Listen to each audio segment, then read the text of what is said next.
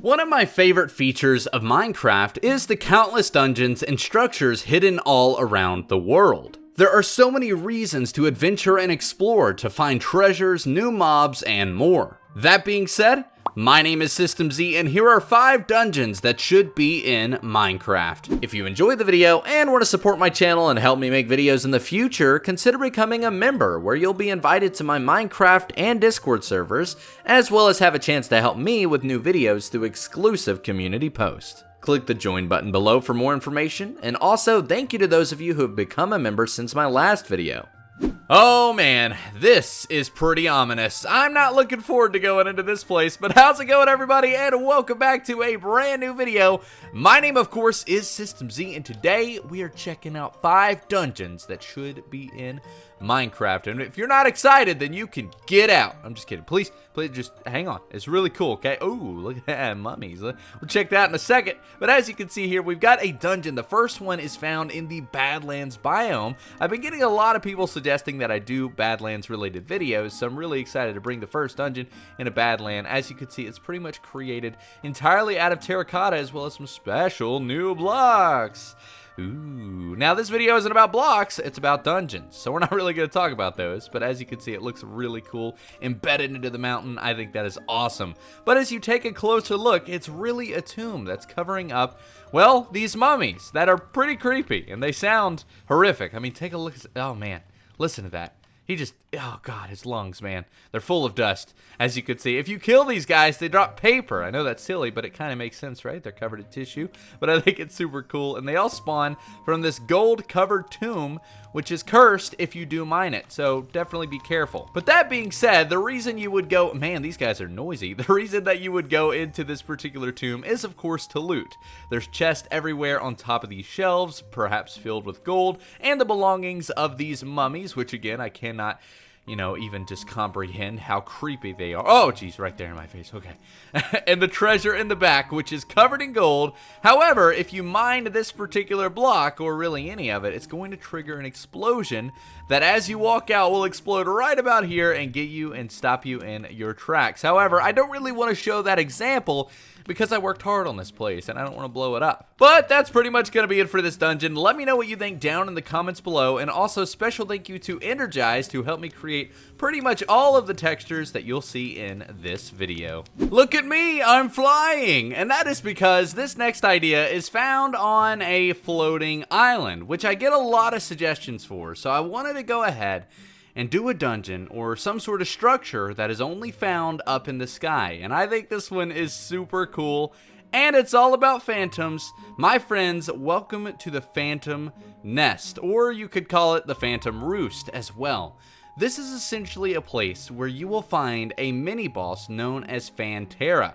Now, this is an idea entirely by Mickey Joe Alpha. This texturing and everything pretty much about it was done by him. He let me use it for this video. Shout out to him. Thank you so much for allowing me to use that, because it is a super cool mini boss. This would essentially be the queen of the phantoms, where you would essentially find a spawner spawning phantoms all around. Some really cool structure stuff. I mean, come on, this island looks really, really cool, if I do say so myself. You know how I am, though, a builder. You gotta compliment me, please. Just let me know. But as you can see here, we've got a lot of cool stuff going on. But all in all, the show stealer is Phanterra. This is a really cool idea. Unfortunately, this isn't a video about mobs, so I can't really go into too much detail, but let me know if you do want a video about this mob. But that being said, this would be a dungeon that would spawn in the form of a floating island, and probably to get here, you would need some sort of an elytra. I mean, you could simply build up, but maybe this could be beyond that. Perhaps this could be the only structure found above the build limit, so that you actually do have to have an elytra to get to it. Where you would find the Nightwing, which would be an upgraded version of the elytra. I actually did a video about this recently. Your ideas in Minecraft number 6. Again, iCard in the top right corner if you want to check that out. But I think it's a really cool concept to find a phantom nest. We don't really have much other than the actual phantoms in terms of structures or blocks about them. So I think this could be really cool. But again, I think Phanterra is just terrifying, but awesome. But let me know what you think of this, as well as all of the other ideas embedded in this one dungeon down in the comments comments below. I've got to say, it is a great day to be out here in the frolicking fields of the plain biomes, where today we are going to discover the Beehive on a Stick. A really out there idea for a dungeon that I think would be really cool for Minecraft 1.15. Now, I've got to say, most of this is probably completely unrealistic for Minecraft. However, just like most of the builds in this video, this is all kind of for fun anyways. So that being said, let's check out this 1.15 dungeon dedicated to bees and perhaps a queen bee mini boss that maybe we'll do a video on later down the road. Let me know what you think of that in the comments below.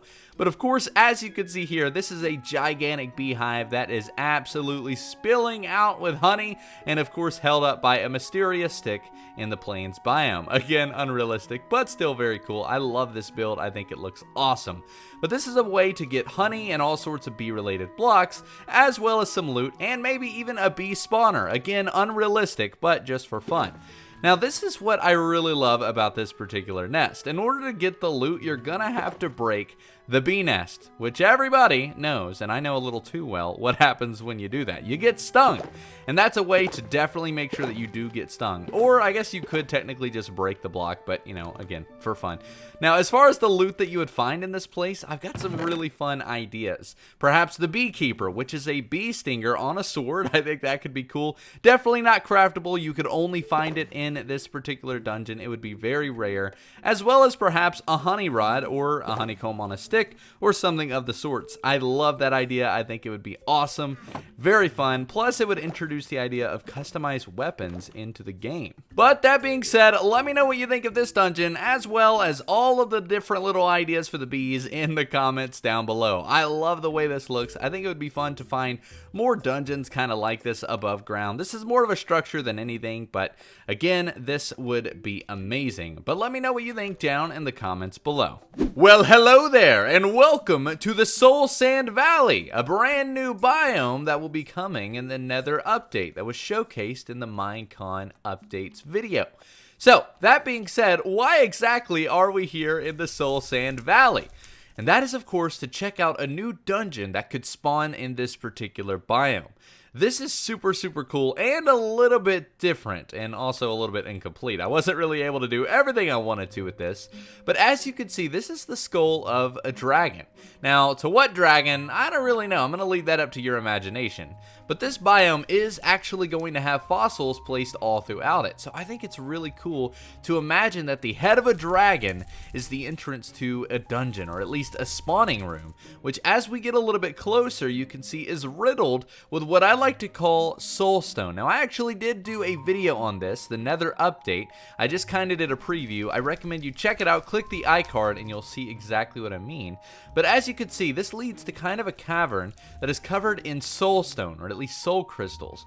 Now, to kind of talk about what they do briefly, essentially whenever you go up and mine one, it takes something out of your inventory in return. However, it is a really powerful resource. You can use it to create tools and various other awesome weapons. So that would be a really, really cool concept. Now, as far as what this room would spawn, I like to imagine they would spawn soul bats, where when you get hit, they actually again take something out of your inventory. I know that could be considered griefing, and yes, I know I have a sea lantern on my head, otherwise the room would be very dark.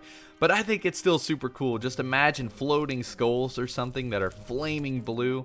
I think that would be awesome, but not quite as awesome. Oh, and there's some secret loot here as well. Not quite as awesome as this dragon head. I mean, come on, this looks fantastic. But let me know what you think of that down in the comments below. Last but certainly not least, we've got something a little bit more simple. I typically like to wind down and get a little bit closer to the vanilla reality for the last part of each video. That being said, we're going to check out an interesting concept and a way to improve villages rather than introduce new ideas altogether. And that is, of course, to introduce mob-specific dungeon design. So in this case, imagine the Stray. Now, if you're not familiar with the stray, we could probably go ahead and turn it on normal, and you'll get an idea of what they are. As you can see here, they're kind of a frosted form of a skeleton. I like the idea that we could find mob-specific spawning rooms, much like this, that are covered in new blocks that you can only get in these dungeons. So it's a really rare form of loot that kind of acts in the form of building benefits. There's also, of course, special loot that would be found in the chest for each of these mobs. Now, as you can see here, this one is themed after, well, of course, the stray. But there could be fire-based ones, there could be different rock, different materials altogether. Each room should be special and specific for each mob. For example, a spider could be a gigantic spider egg. I think that would be very cool. And honestly, I tried really hard to come up with a really interesting and intricate dungeon in time for this video, but I didn't really feel right without first visiting ways to improve dungeons altogether. So that being said, let me know what you think of this idea down in the comments below. That's going to be it for today's video. If you enjoyed, make sure to leave a thumbs up and consider subscribing and turning on notifications so that you never miss an upload. And like I said, that's going to be it for today. My name has been System Z. You guys have been awesome, and I'll see you in the next one. Thanks for watching.